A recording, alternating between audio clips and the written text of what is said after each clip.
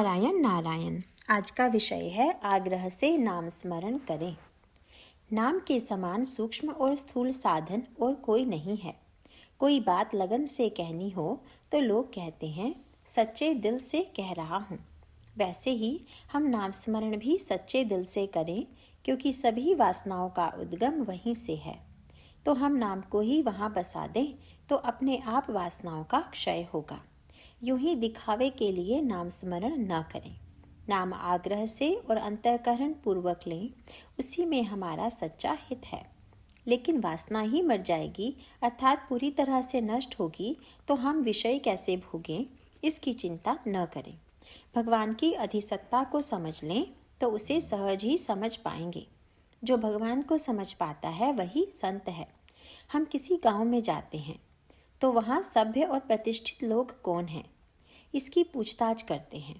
पटेल, गांव का मुखिया, हमें दिखाई देता है, लोग हमें बताते हैं, इसीलिए हम उससे भेंट कर सकते हैं। लेकिन परमात्मा तो निर्गुण निराकार है, उसे कैसे पहचाने यह समझ में नहीं आता। जो हमारी समझ में नहीं आती वे सभी बातें क्या हम कभी झूठ मानते हैं? भगवान की प्राप्ति की लगन उसकी अर्थात पूर्णत्व की लगन है। नास्तिक का भी पूर्णत्व की ओर आकर्षण होता है।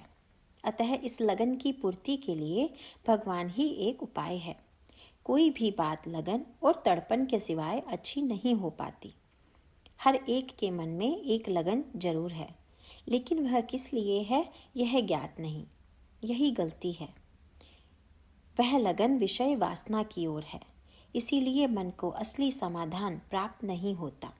हमारा जन्म वासना के कारण होता है, इसीलिए वासना तृप्ति की लगन स्वभावतः होती है।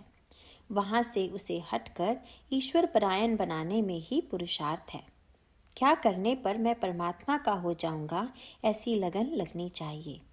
यदि उसमें हम सफल नहीं हो पाए तो समझना हमारा रास्ता ही गलत रहा।